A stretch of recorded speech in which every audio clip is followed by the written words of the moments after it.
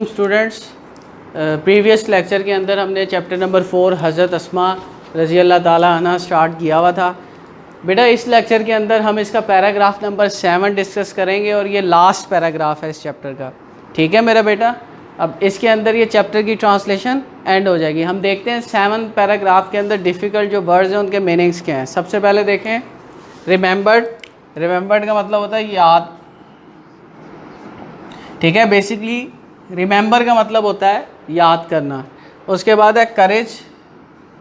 करेज को कहते हैं जुर्रत, हौसला।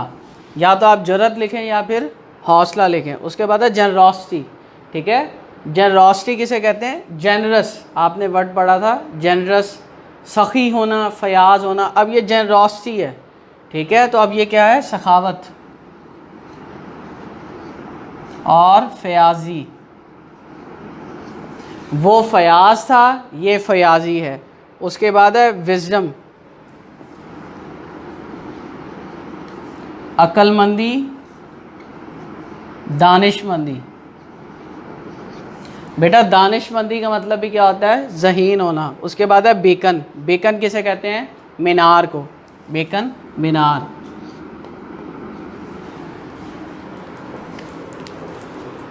मेरे बेटा ये इसके वर्ड्स मीनिंग से। अब हम इसकी ट्रांसलेशन कर रहे हैं, बहुत इजी है। वो क्या कहता है? हज़रत अस्मा रज़ी अल्लाह ताला अन्हा विल गी ऑलवेज, हमेशा, बी रिमेंबर्ड, याद। ठीक है, ये विल बी, विल के साथ बी और वर्ब की थर्ड फॉर्म क्यों आई हुई है? ये पैसिवाइज है। क्या है? पैसिवाइज। ठीक है, फॉर हर करेज, उनकी, फॉर किस लिए? हर, उनकी, करेज जुर्रत, हौसला मंदी, जनरॉसिटी, फयाजी या सखावत, एंड विजडम, दानिशमंदी, अक्लमंदी। ठीक है, वो क्या कह रहा है? वो कह रहा है हज़रत अस्मा रज़ी अल्लाह ताला अन्हा को उनकी जुर्रत, सखावत और दानिशमंदी की वजह से याद रखा जाएगा। ठीक है, अब जो बेटा मैं ट्रांसलेशन करने लगा हूँ उसमें मैं क्या करूँगा? इनके मीनिंग चेंज कर दूँगा। ठीक है, हज़रत अस्मा रज़ी अल्लाह ताला अन्हा को उनकी हौसलामंदी, फयाजी और अक्लमंदी की वजह से याद रखा जाएगा। मेरे बेटा ट्रांसलेशन में फ़र्क नहीं है। किया मैंने क्या है कि जो पहली वर्स की ट्रांसलेशन की थी उसके अंदर मैंने इधर लिखा था जुर्रत, इधर मैंने लिखा सखावत और इधर लिखी दानिशमंदी। जब दोबारा मैंने ट्रांसलेशन की, इसे मैंने कर दिया हौसलामंदी, इसे कर दिया फयाजी और इसे कर दिया अक्लमंदी। चॉइस इज़ यूअर्स कि आप कौन से वर्ड सेलेक्ट करते हैं, दोनों ठीक हैं। ठीक है, लेकिन आपने पेपर में ऑप्शन नहीं देनी, एक ही करना है। तो दोबारा हम इसकी ट्रांसलेशन करते हैं। हज़रत अस्मा रज़ी अल्लाह ताला अन्हा को उनकी जुर्रत, सखावत और दानिशमंदी की वजह से याद रखा जाएगा। ठीक है, दोबारा लास्ट टाइम, हज़रत अस्मा रज़ी अल्लाह ताला अन्हा को उनकी जुर्रत, सखावत और दानिशमंदी की वजह से ऑलवेज़, हमेशा याद रखा जाएगा। ठीक है, हज़रत अस्मा रज़ी अल्लाह ताला अन्हा को उनकी जुर्रत, सखावत और दानिशमंदी की वजह से हमेशा याद रखा जाएगा। अब नेक्स्ट वर्स की तरफ चलते हैं। शी हैड, उनका, था, रेजोल्यूट, पुख्ता, फेथ। फेथ किसे कहते हैं? ईमान। फेथ क्या होता है? ईमान। इन अल्लाह ऑलमाइटी, अल्लाह ताला। उनका अल्लाह ताला पर पुख्ता ईमान था। ठीक है, बहुत आसान है इसकी ट्रांसलेशन। उनका अल्लाह ताला पर पुख्ता ईमान था। ठीक है, लास्ट टाइम, उनका अल्लाह ताला पर पुख्ता ईमान था। ठीक है, हर, उनकी, लाइफ, ज़िंदगी, वुड रहेगी, ऑलवेज हमेशा, a beacon Minar, Minar beacon कहते हैं मीनार को, ऑफ लाइट रोशनी का, फॉर के लिए, ऑल ऑफ अस हम सब के, ठीक है। वो क्या कह रहा है, उनकी ज़िंदगी हम सब के लिए हमेशा रोशनी का मीनार रहेगी, ठीक है। वो क्या बेसिकली वो हज़रत अस्मा रज़ी अल्लाह ताला अन्हा की ज़िंदगी के बारे में बात कर रहा है। उनकी ज़िंदगी हमेशा हम सब के लिए रोशनी का मीनार रहेगी, ठीक है। बेटा लास्ट टाइम मैं इसकी ट्रांसलेशन कर रहा हूँ, उनकी ज़िंदगी हम सब के लिए हमेशा रोशनी का मीनार रहेगी, ठीक है। ये हमारा पैराग्राफ यहाँ पे एंड हो गया। अब हम क्वेश्चन एंड आंसर्स की तरफ मूव करते हैं। What do you understand by the phrase in a fit of fury, in a fit of fury, ठीक है। अब यहाँ वो आपसे पूछ रहा है कि वो जो फ्रेज़ है, बेसिकली फ्रेज़ और क्लॉज क्या होता है, ठीक है। एक वर्ड, एक लफ्ज़ होता है, ठीक है। फॉर एग्जांपल ये पुट एक लफ्ज़ है, पुट क्या है, एक लफ्ज़ है। अगर मैं आउट लिख दूंगा, अब ये कितने हो गए, ये दो लफ्ज़ हो गए, कितने हो गए, 2 वर्ड्स, ठीक है। अब जब ये सिंगल था तो ये क्या था, अल्फ़ाबेट कह लें। जब ये सिंगल था तो क्या था, सॉरी, ये वर्ड था, ये क्या था, वर्ड, लफ्ज़ था। और अब ये क्या बन गया है, सेंटेंस, ठीक है। ये क्या बन गया है, सेंटेंस। जब ग्रुप ऑफ वर्ड्स आ जाएं तो वो क्या बन जाते हैं, सेंटेंस बन जाता है। क्या बन जाता है, सेंटेंस, ठीक है।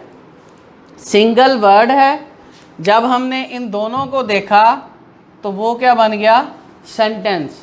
फिर सेंटेंस में फर्दर हैं, एक होता है क्लॉज, ठीक है, और एक होता है phrase.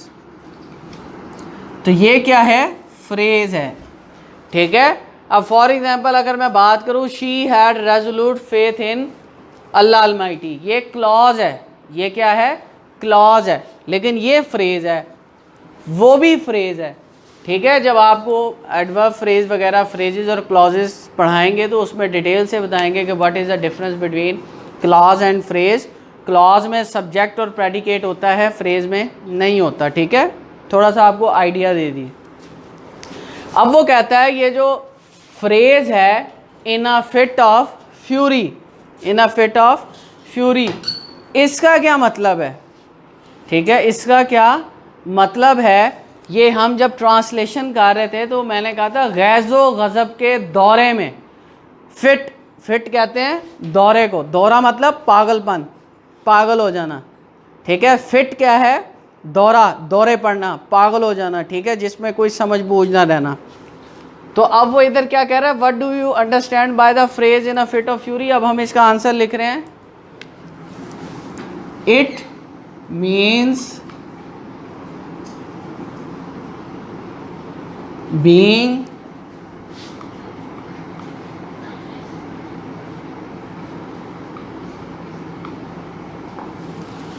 Being mad with anger. इसका मतलब क्या है, गुस्से से पागल हो जाना। मैंने आपको पहले ही बताया कि फिट क्या है, दौरा पड़ना, पागल होना, और फ्यूरी गुस्सा, गैज़ व गज़ब, ठीक है। एक हमने लिख दिया एंगर, गुस्सा, दूसरा लिख दिया मैड, यानी गुस्से से पागल हो जाना, इसे कहते हैं इन a fit of fury.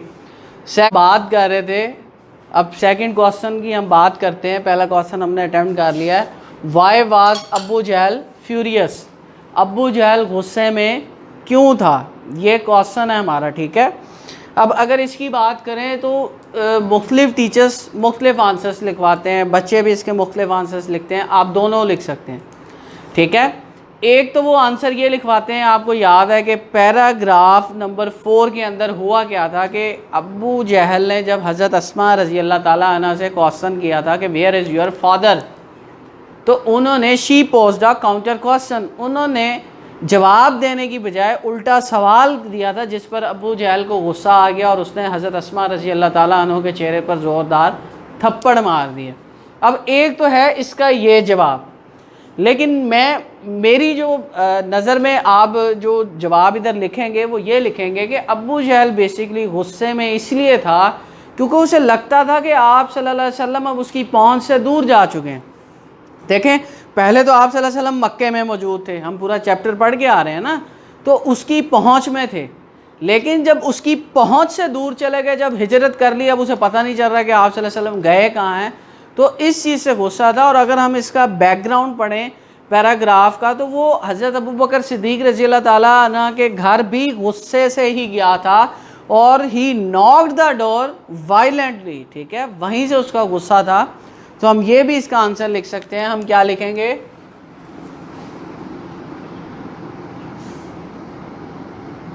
Abu Jahl was furious because he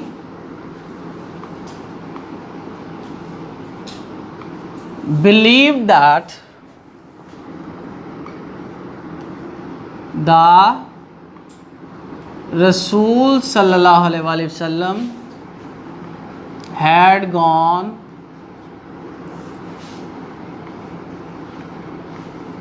beyond his reach। तो मेरा बेटा आंसर में हमने क्या लिखा? आंसर में हमने ये लिखा अबू जहल वाज था फ्यूरियस, गुस्से में, बिकॉज क्योंकि ही बिलीव्ड दैट, उसका यकीन था, ही बिलीव्ड दैट, उसे यकीन था कि रसूल सल्लल्लाहु अलैहि वसल्लम हैड गॉन, जा चुके थे, बियॉन्ड हिज रीच। रीच का मतलब है पहुंच, ठीक है, ही हैज़ रीच, वो पहुंच चुका है। यहाँ भी रीच का हम जो मीनिंग लेंगे वो पहुंच के हिसाब से लेंगे, ठीक है, कि आपकी कहाँ तक पहुंच है। और बियॉन्ड का मतलब है परे, दूर। तो वो आंसर में क्या कह रहा है कि वो गुस्से में था क्योंकि उसे यकीन था, ही बिलीव, उसे यकीन था कि रसूल सल्लल्लाहु अलैहि वसल्लम हैड गॉन, जा चुके थे, बियॉन्ड हिज रीच, उसकी पहुंच से दूर। ठीक है, समझ आ गई इस सवाल की। आगे जो क्वेश्चन है वो पूछ रहा है कि what other words you can use for accepted. ठीक है, अब ये पैराग्राफ जो नंबर 6 था उसके स्टार्ट में था कि हज़रत अस्मा रज़ी अल्लाह ताला अन्हा वाज अमंगस्ट फ्यू, ठीक है, early few who accepted the Islam. हज़रत अस्मा रज़ी अल्लाह ताला अन्हा उन इब्तदाई चंद लोगों में से थी जिन्होंने इस्लाम कबूल किया। एक्सेप्टेड कबूल के ज़िम्मे में आता है, तो वो बता रहा है कि इसके आप क्या अदर वर्ड्स इस्तेमाल कर सकते हो। मैं लिख रहा हूँ एम्ब्रेस्ड, ठीक है। एम्ब्रेस का मतलब है कि एम्ब्रेस हम कहते हैं ऑन द इवेंट ऑफ या eve of Eid we should embrace one another. Eid के मौके पर हमें एक दूसरे को गले मिलना चाहिए, ठीक है। एम्ब्रेस का मतलब गले मिलना भी होता है, लेकिन ही एम्ब्रेस मार्टरडम, उसने शहादत कबूल की, ठीक है, शहादत को गले लगा लिया। और एम्ब्रेस कबूल करने को भी कहते हैं। इस्लाम के लिए भी वर्ड एम्ब्रेस का अक्सर इस्तेमाल होता है कि दे एम्ब्रेस्ड इस्लाम, उन्होंने इस्लाम को कबूल कर लिया। ठीक है, अगला क्वेश्चन है what happened when Abu Jahl asked about हज़रत अबू बकर सिद्दीक़ रज़ी अल्लाह ताला अन्हु। वो क्वेश्चन क्या है कि क्या हुआ, व्हाट हैपेंड, क्या हुआ, व्हेन, जब अबू जहल ने पूछा अबाउट हज़रत अबू बकर सिद्दीक़ रज़ी अल्लाह ताला अन्हु के बारे में, कि जब उसने पूछा कि हज़रत अबू बकर सिद्दीक़ रज़ी अल्लाह ताला अन्हु कहाँ हैं। ये पूरा पैराग्राफ है, ठीक है। अब इसके भी दो आंसर्स बनते हैं। देखें बेटा, जब आप 10th में जाएंगे तो एक है डायरेक्ट स्पीच और एक है इनडायरेक्ट स्पीच, ठीक है। What is direct speech? Direct speech basically the words of the exact words of the speaker, याद रखें, ठीक है। डायरेक्ट स्पीच क्या होती है? ये स्पीकर के एग्जैक्ट वर्ड्स हैं और ये इन्वर्टेड कॉमास के अंदर आती है। किसके अंदर आती है? Inverted commas. और इनडायरेक्ट स्पीच क्या होती है कि आपके पास फॉर एग्जांपल कोई मौका हो किसी से बात करने का। चलो मैं आपको थोड़ा सा इसकी गाइडलाइन दे देता हूँ, ये है क्या।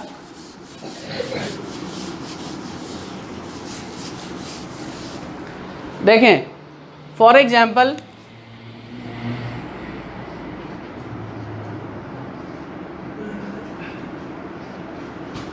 ये दो पर्सन्स हैं, ठीक है, इनके दरमियान गुफ्तगू हुई। ये जो ए है इसने बी को क्या दिया, मैसेज दिया। तो ये जो ए के अल्फाज होंगे ये डायरेक्ट होंगे, क्या होंगे, डायरेक्ट अल्फाज होंगे। फिर एक और पर्सन है सी, जब बी इसे बात बताएगा सी को कौन सा मैसेज देगा, ए वाला। बी ए वाला मैसेज जब इसे बताएगा कि ए ने मुझे ये कहा है, अब उसके पास दो ऑप्शन हैं, या पहली ऑप्शन या तो वो डायरेक्ट में बताएगा या किस में बताएगा, इनडायरेक्ट में, ठीक है। अब इसकी मर्जी है इसकी कि वो या तो डायरेक्ट स्पीच बताए या इनडायरेक्ट। डायरेक्ट स्पीच का क्या मतलब है कि वो ए के जो अल्फाज थे हू बहू वैसे ही बता देगा, और इनडायरेक्ट का मतलब है कि वो बात वही करेगा ए वाली, लेकिन अपने लफ्ज़ों में, किस में, अपने लफ्ज़ों में, ठीक है। फॉर एग्जाम्पल पहले चैप्टर के अंदर आपने देखा read in the name of thy lord, first revelation of holy Quran, वो इन्वर्टेड कॉमास में थी। वो किस में थी, इन्वर्टेड कॉमास में। वो क्या थी, डायरेक्ट स्पीच थी, यानी अल्लाह ताला के एग्जैक्ट वर्ड से जो उन्होंने कहा। आप तशरी में जो लिखेंगे वो आपके अल्फाज हैं। अब इसी तरह हज़रत आयशा रज़ी अल्लाह ताला अन्हा ने क्या कहा, his morals and character are an embodiment of holy Quran, first chapter में। अब ये डायरेक्ट स्पीच है, ये हज़रत आयशा के एग्जैक्ट वर्ड है। अब देखें, अब यही क्वेश्चन सेम है, अब आपकी बुक में ये डायरेक्ट स्पीच में दिया हुआ है। अब डायरेक्ट स्पीच में कैसे दिया हुआ है, अबू जहल ने क्या पूछा हज़रत अस्मा से, वेयर इज़ योर फादर, आपके वालिद कहाँ हैं, प्रेजेंट में हैं। हालांकि अबू जहल ने ये बात कब की थी, आज से 1400 साल पहले। कितनी पुरानी बात है, वो तो पास्ट में होनी चाहिए थी, माजी में, पास्ट टेंस में वाज होना चाहिए था। लेकिन वो इज क्यों है, क्योंकि वो अबू जहल के एग्जैक्ट वर्ड्स हैं। उस वक्त अबू जहल ने यही अल्फाज कहे थे हज़रत अस्मा से। ये होती है डायरेक्ट स्पीच। मेरा बेटा बात आ रही है समझ में, ठीक है। हम जो आंसर लिखने लगे हैं वो इनडायरेक्ट में लिखने लगे हैं, हम उसी बात को अपने लफ्ज़ों में लिखने लगे हैं, इसलिए हम उसे पास्ट में लिखेंगे। इन्वर्टेड कॉमास ख़त्म हो जाएंगे तो हम उस बात को अपने लफ्ज़ों में लिखेंगे, ठीक है। अब क्या लिख रहे हैं हम इधर, when Abu Jahl asked about हज़रत अबू बकर सिद्दीक कॉमा हज़रत अस्मा रज़ी अल्लाह ताला अन्हा सिंपली पोज्ड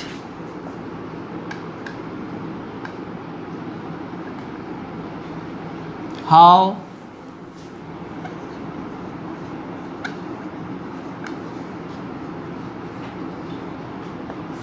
ठीक है, एट दिस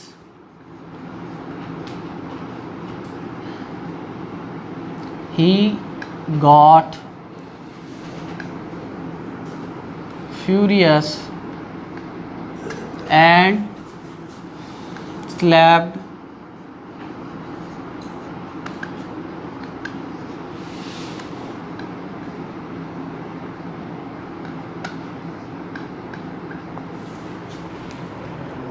अब देखें हमने क्या लिखा, when Abu Jahl asked about हज़रत अबू बकर सिद्दीक रज़ी अल्लाह ताला अन्हु, जब उसने पूछा हज़रत अबू बकर सिद्दीक रज़ी अल्लाह ताला अन्हो के बारे में, ठीक है। व्हेन से स्टार्ट हो रही है, ये डिपेंडेंट क्लॉज होती है, इसे डीसी बोलते हैं, ठीक है, डिपेंडेंट क्लॉज जो किसी पे डिपेंड करे। ये भी आपको इन डिटेल आगे ग्रामर लेक्चर में बताऊंगा। जब भी डीसी पहले आती है और आईसी इंडिपेंडेंट क्लॉज बाद में आती है तो इधर कॉमा लाजमी आता है, ठीक है। ये आपने कॉमा नहीं डाला तो आपके मार्क्स कट जाएंगे, ठीक है। हज़रत अस्मा रज़ी अल्लाह ताला अन्हा सिंपली सादगी से पोस्ट पेश किया अ क्वेश्चन, ठीक है, एक सवाल, हाउ शी वुड नो, ठीक है, कि वो कैसे जान सकती हैं। अब क्वेश्चन के अंदर क्या था, डायरेक्ट स्पीच क्या थी, ठीक है, वो ये थी कि हाउ वुड आई नो, ठीक है, हाउ वुड आई नो। हमने उसे इनडायरेक्ट में चेंज कर दिया, रूल्स हमने अप्लाई किए हैं। जब डायरेक्ट से इनडायरेक्ट स्पीच पे जाते हैं तो रूल्स एंड रेगुलेशंस अप्लाई होते हैं। मेरी बेटा बात आ रही है समझ में, ठीक है। एट दिस, इस पर, ही गॉट फ्यूरियस, वो गुस्से में आ गया, एंड स्लैप्ड हज़रत अस्मा's फेस, और उसने हज़रत अस्मा रज़ी अल्लाह ताला अन्हा के चेहरे पर थप्पड़ मार दिया। एक तो था ये सवाल का जवाब। आप किस तरह लिख सकते हैं, आप उस तरह भी लिख सकते हैं कि अबू जहल आस्क फ्रॉम हज़रत Asma comma inverted commas where is your father question mark लिख दिया, ठीक है, full stop. She posed a counter question comma inverted commas how would I know question mark. अब आपके पास ऑप्शन है, या तो आप डायरेक्ट स्पीच में उसका जवाब लिखें या फिर इस तरह से लिखें, आपकी मर्जी है, ठीक है। अब नेक्स्ट क्वेश्चन क्या है, इसकी समझ आ गई है ना कि हुआ क्या। उसने जब हज़रत अबू बकर सिद्दीक रज़ी अल्लाह ताला अन्हु के बारे में पूछा तो हज़रत अस्मा ने क्या कहा, हज़रत अस्मा ने कहा, आगे से सवाल कर दिया, पेश कर दिया कि मुझे कैसे मालूम हो सकता है। इस पर वो गुस्से में आ गया, ठीक है, और उसने क्या किया, हज़रत अस्मा के चेहरे पर थप्पड़ मार दिए। अब आगे है, वाई वाज हज़रत अबू कुहाफा वरिड, उनके दादा जान, पैराग्राफ नंबर 5, ठीक है। हज़रत Abu Quhafa was non disbeliever at that time, ठीक है, तब वो क्या थे, काफिर थे, एट दैट टाइम, उस वक्त। अब वो परेशान क्यों थे, ठीक है, ये आपको भी पता है क्यों परेशान थे। हज़रत अबू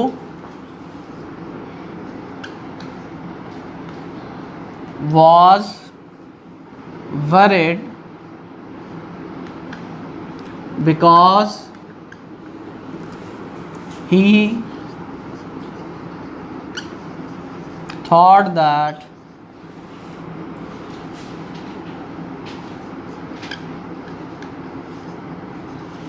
हज़रत अबू बकर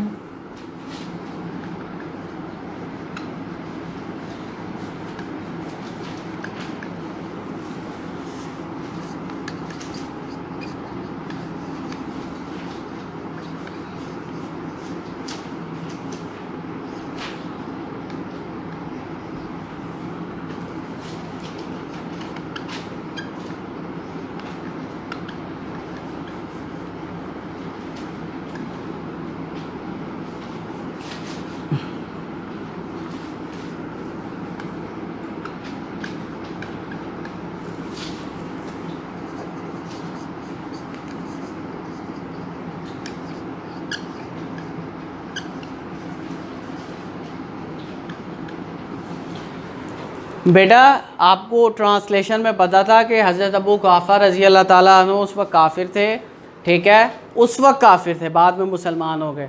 क्यों परेशान थे, उन्हें लगता था कि हज़रत अबू बकर सिद्दीक रज़ी अल्लाह ताला अन्हु तमाम दौलत ले जा चुके हैं, ठीक है, और बच्चों और हज़रत अस्मा को खाली हाथ और बेयारो मददगार छोड़ दिए। हमने वही बात लिखी कि हज़रत Abu Quhafa was worried because he thought that हज़रत अबू बकर सिद्दीक रज़ी अल्लाह ताला अन्हा had taken all wealth leaving हज़रत अस्मा and children empty handed and helpless। वो क्या कहना चाह रहे हैं, वो कहना चाह रहा है कि वो इसलिए परेशान थे क्योंकि वो सोचते थे, उन्हें लगता था कि हज़रत अबू बकर सिद्दीक ले जा चुके हैं तमाम दौलत, छोड़ दिया हज़रत अस्मा को एंड बच्चों को हेल्पलेस, खाली हाथ, बेयारो मददगार। ठीक है। अब मेरा बेटा इस सवाल के अंदर भी डायरेक्ट और इनडायरेक्ट स्पीच का मसला है। देखें, जब हम डायरेक्ट स्पीच से इनडायरेक्ट स्पीच में जाते हैं हम टेंस को चेंज कर देते हैं। आप जब बुक में देखेंगे तो वो हज़रत अबू कुहाफा के एग्जैक्ट वर्ड से वही जो उस वक्त उन्होंने हज़रत अस्मा से कहे थे।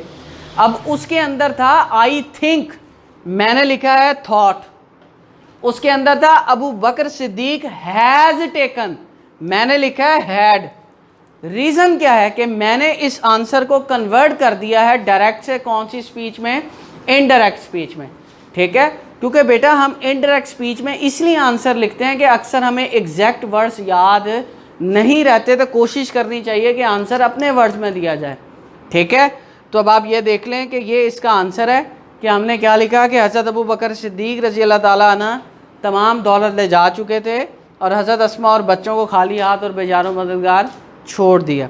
ठीक है। एक और मिस्टेक जो बच्चे करते हैं, देखें सवाल के अंदर बेटा स्पेलिंग लिखे हैं, बच्चे अबू कुहाफा के स्पेलिंग गलत लिखते हैं, अबू बकर सिद्दीक के, मैंने आप बताया था हम बोलते हैं बकर, स्पेलिंग भी बकर लिखते हैं BAKR, वो गलत हैं। स्पेलिंग है बकर के, बकर BAKR। ठीक है। कुहाफा QUHAFAA। ठीक है, तो कोशिश करें ये मिस्टेक्स ना करें। और अगर आपने ये टेंस की मिस्टेक की, इधर हैज़ लिख दिया या इधर थिंक लिख दिया, तो आपका पूरा एक नंबर कट जाएगा। या तो फिर इन्वर्टेड कॉमास में लिखें वही बात पूरी हज़रत अबू कुहाफा की, या फिर इस तरह मेरी तरह इनडायरेक्ट में लिखें। ठीक स्टूडेंट्स, ये आपका लेक्चर नंबर 4 था रिलेटेड टू हज़रत अस्मा रज़ी अल्लाह ताला अन्हा। इस लेक्चर के हमने अंदर पैराग्राफ नंबर 7, ठीक है, ट्रांसलेशन का, और उसके बाद हमने कुछ क्वेश्चन एंड आंसर डिस्कस किए। बाकी क्वेश्चन एंड आंसर हम नेक्स्ट लेक्चर में डिस्कस करेंगे। अल्लाह हाफिज़।